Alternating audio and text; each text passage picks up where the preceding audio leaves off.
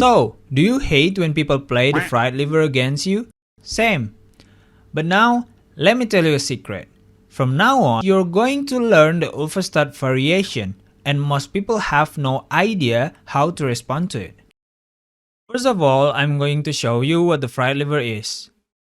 It goes e4, e5, knight f3, knight c6, bishop c4.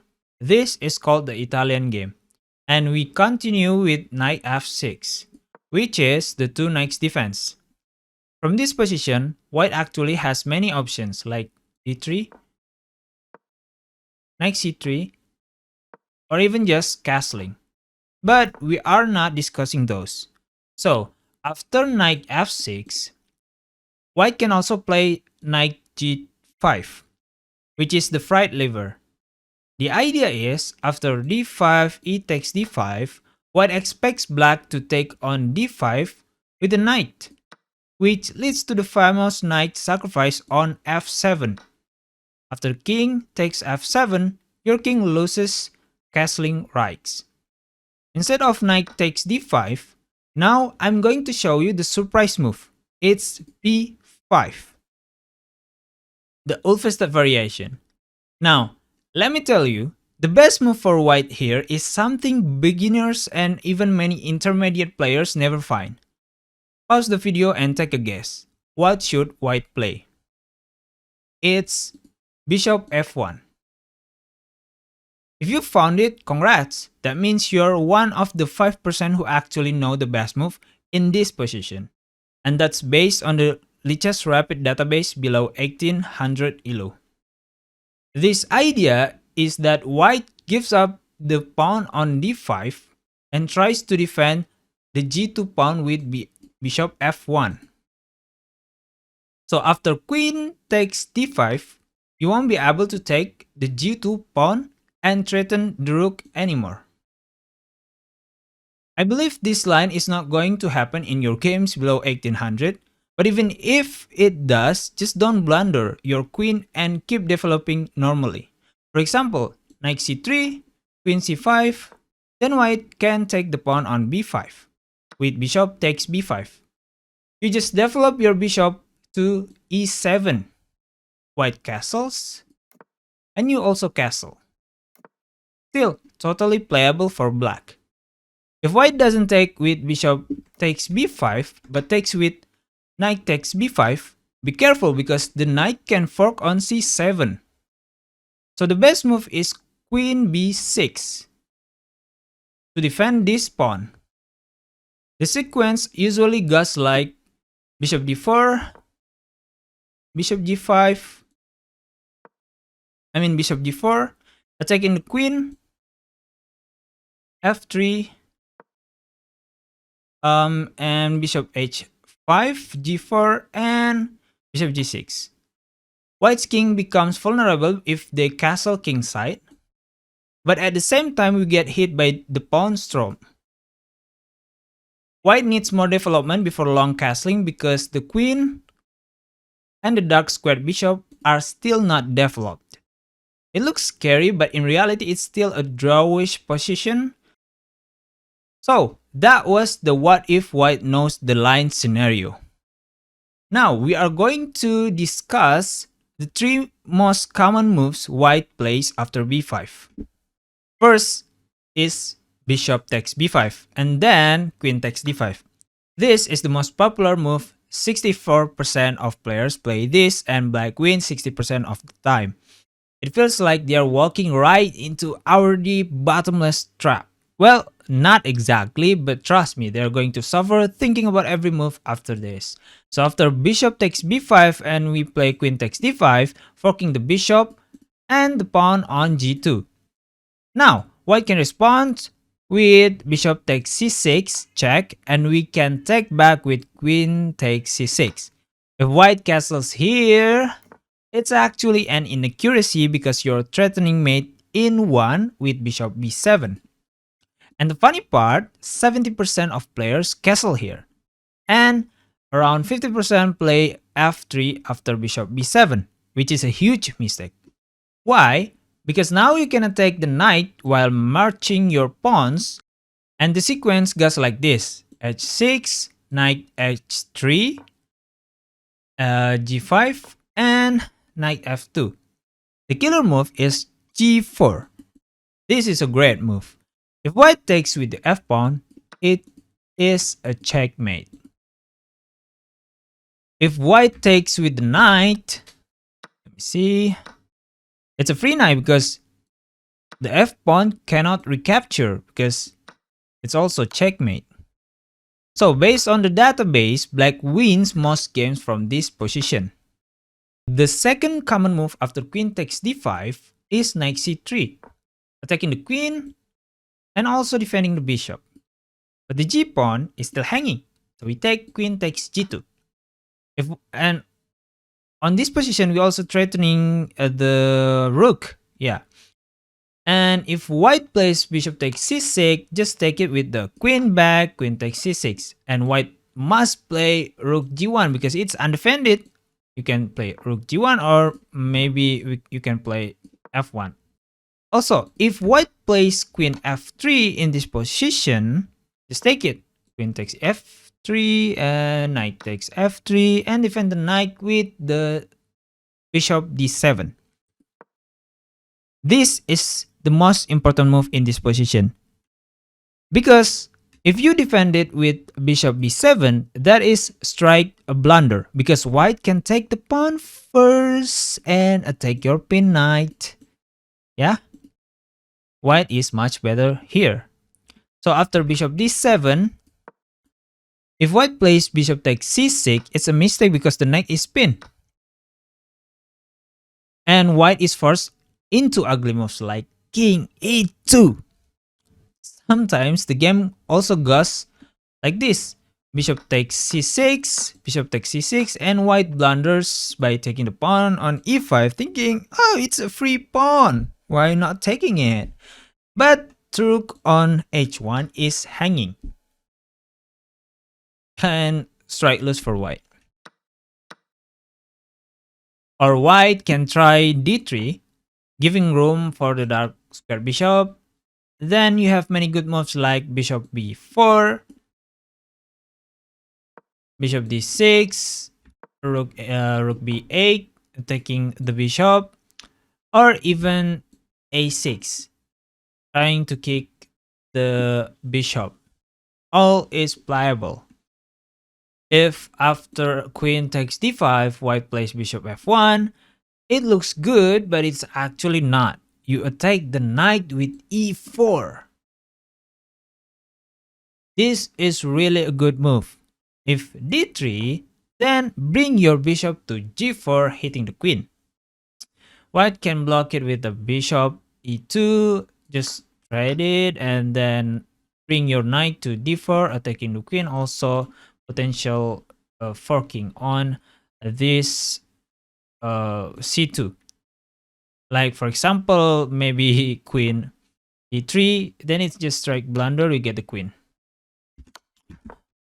Or if white plays like f3, it just takes the pawn, just take the pawn with e pawn, then white can take it with the knight, or maybe you can take it with the pawn. After pawn, g takes f3, you can retreat your bishop to h5.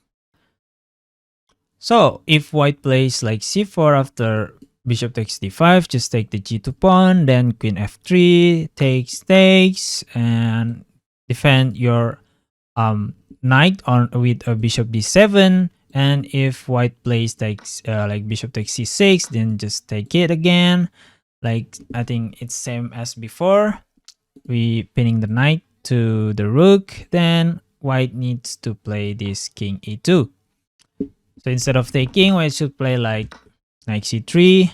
The difference is between a line before is this pawn on c4. And after this one, we can respond it with a6, just kicking the bishop, and bishop goes to like a4.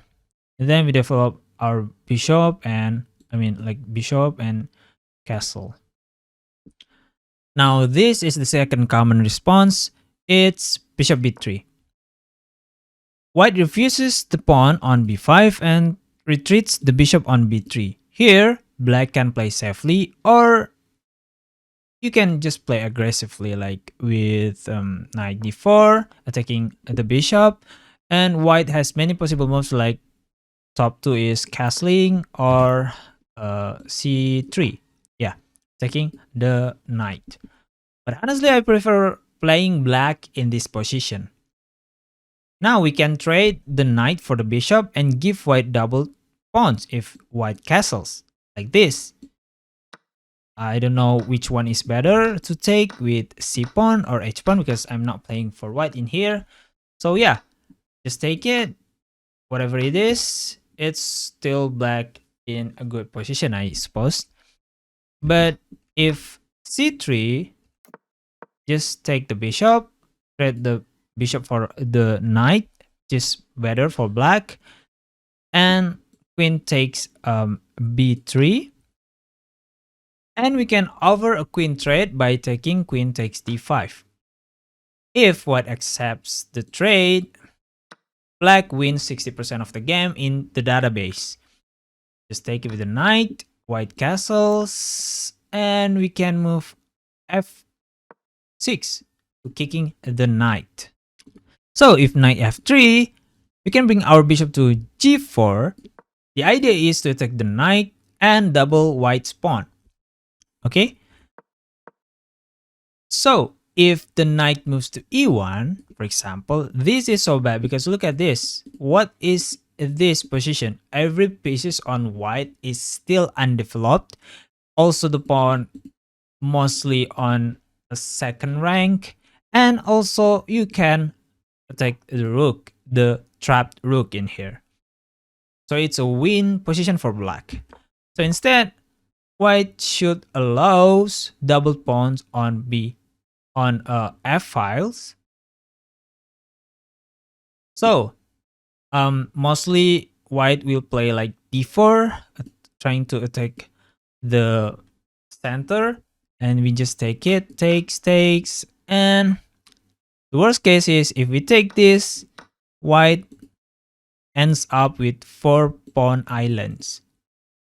That's really bad. Even though the engine says only -1 or advantage for black, but it's still, this is like hard position for for like beginners or even intermediate player below 1800. The third common move is d takes c6.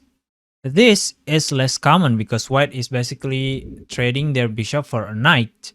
So after d takes c6, bishop takes c4, then white has 3 common moves like queen e2, trying to attack the pawn on e5, castle, and knight c3. First, we are going to the queen e2 variation. The best move for black in this position is queen d5. Why? Because queen on d5 can defend the e pawn and also attacking the c pawn and the g pawn. And the most common move for white is knight f3. It looks like the best move, like you're attacking the queen, you're hitting the queen.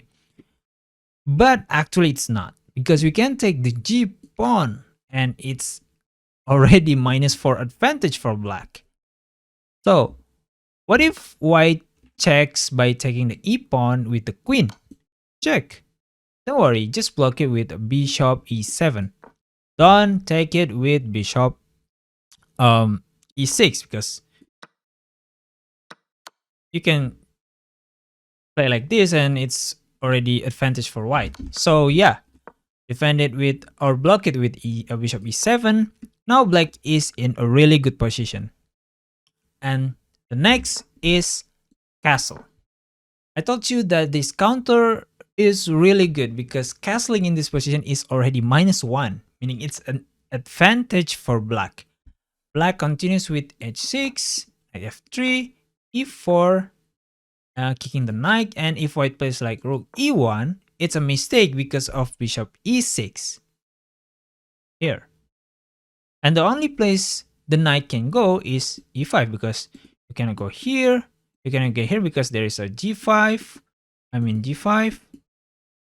You cannot go here too because it's strike blunder. You can take it with the queen. And so yeah, just go to e5. Then we can bring our bishop to d6, attacking the knight. The knight is just, you know, running every turn in this position. The last one is knight c3. The sequence goes like this. Again, h6 and knight f3. And you can go like e4. Don't worry, because it defended by our knight. And white goes like queen e2. The thing is, this is, you know, you need to castle as fast as possible, so you need to bring your bishop to like d6, bishop d6. So when when knight takes e4, don't take it with the knight because it's check. So instead, you castle on this in this position, and then white castle. It's still a draw position, so you can look it for deeper variation on this position, but actually it's already enough on this position to win the game, I guess. So yeah, it's done. Not a super deep line, but definitely enough to surprise your opponents. Hopefully this video is enjoyable and easy to understand.